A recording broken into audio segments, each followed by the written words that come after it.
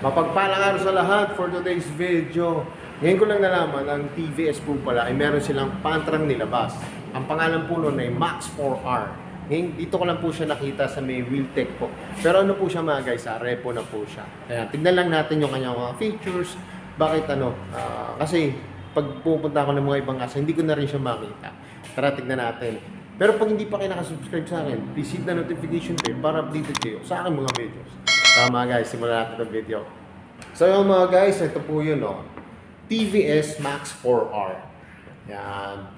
Mga guys kahit kasi sa ibang kaso, hindi rin ako nakakakita dito ng brand nyo Yan. Tignan lang natin, quick review lang po to. Mga guys, ano na siya? Yan 125 na siya. Tapos yan TVS Max 4R. Tapos tignan natin yung kanyang function mga guys sa manubela. Ayan, okay naman yung kanyang manubela. Meron siyang speedometer. Tapos yung kanyang, ano lang po yung kabila. Kung naka-neutral ka, tapos yung kanyang headlight, tapos yung kanyang signal light po. Ayan, yan lang po yung function. Tapos pag tinignan nyo, laki po ng gas tank. Mga guys, parang pwede mo nga itong i-alin tulad sa parang Supremo ang design niya. Yan, parang Supremo ang design niya. Tapos yung upuan, ang laki rin po ng upuan mga guys. Yan, laki rin po. Saka malambot. Yan. Tapos tignan natin yung gulong niya. Ito mga guys, yung gulong niya. Ano naman siya? 2.75. Yan, by 17 po. 2.75 by 17. Tapos naka-drum brake din po siya. Na glossy po na gray. Yan. Tapos yun yung kanyang likod po. Mga guys, ang likod niya ay 3. Yan, madilim lang po. Pasensya na mga guys 3.00 by 17 din po. Tapos naka siya. Drum brake siya. Yan. Tapos yung kanyang headlight. Yan, bilugan po mga guys. Bilugan po na bulb type. Tapos ito po yung kanyang signal light, magkabila po. Yan. Bulb type din po. Na matibay naman po. Hindi po siya madaling mabalik. Tapos sa likod mga guys, ito po yung kanyang tail light. Yan. Bulb din bulb type din po. Pati yung kanyang signal light po. Magkabila. Yan. Tapos sa upuan po, may nakalagay dito na TVS. Yan. Pasensya na mga guys, hindi masyadong kita. Ayan pala, TVS. Tapos yung kanyang muffler, malaki rin po yung kanyang muffler. Yan. Tapos yung heat guard niya po, malaki rin po mga guys na hindi po siya flarings. Yan. Para siyang metal mga guys. Tapos sa decals, okay naman ang kanyang decals. Yan. White and black. Tapos yung kanyang 4R ay dilaw po. Yan. Tapos mga guys, ito yung kanyang function ng manubela. Yan. Mga guys, meron pa rin naman siya. Yan, passing light. Passing light. High and low. Signal light. Busina. Tapos may choke. May choke po ito kasi carb type pa po ito mga guys. Tapos ito po kanyang meron po siyang yung po. Ano ba to? Idling ba to o hazard po mga guys. Yan, may hazard pa po pala siya. Yan, hazard po. Tapos yung kanyang park light, yan, meron din po. Tapos mga guys, may ignition pa po siya dito. Yan. Kagandahan po ito, may ignition po. May push button po siya. Tapos may kickstart po. Yan. Tapos ito po yung kanyang engine sa kabila po. Yan. May TVS po na naka-engrave. Tapos sa kabila din po. Yan, may TVS. Tapos yung kanyang gear pedal, ayun po. Tapos yung kabila, ito po yung kanyang brake. Yan, brake pedal. Ano siya? May rubber po mga guys. Yan. Sana nga po itong unit na to na TVS na Max 4R magbalik po sa masa. Kasi para sa tingin ko okay naman po siya mga guys goods po siya Tapos titignan ko kung makikita ko pa po yung dating presyo po nito. Yan. Tatanong ko rin po sa Wheeltech kung may presyo pa po dati sila nito. Kasi at least kahit pa paano po 125 na rin po to. Yan. Tapos ang build niya po maganda nga po. Parang pwede mo siyang yung parang nga kung hindi po Supremo. Pwede rin po yung parang badyang dating niya po. Yan.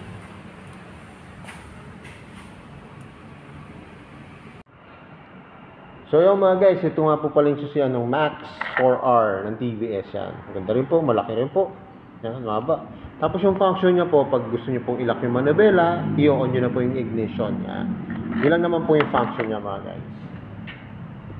Tapos mga guys, ito nga pala yung kanyang gas tank. Yan, laki rin po. Yan. Old school po ang dati niyan. Old school ang design.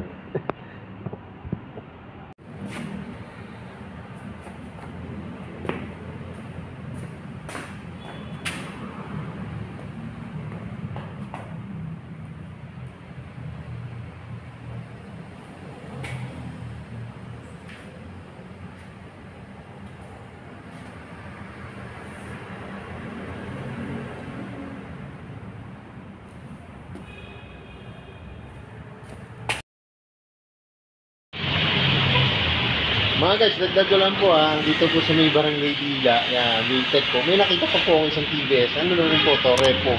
Pero mga guys, hindi ko alam parang sa rin to Pero meron pa po sila ditong repo, yan. TVS po XL100, para po siyang pag tinignan niyo siya, akala nyo, e-bike siya. Pero motor po yan mga guys, 100cc po siya. Yan. So yung function niya, kita niyo, ito yung engine niya po, yan po yung kadena.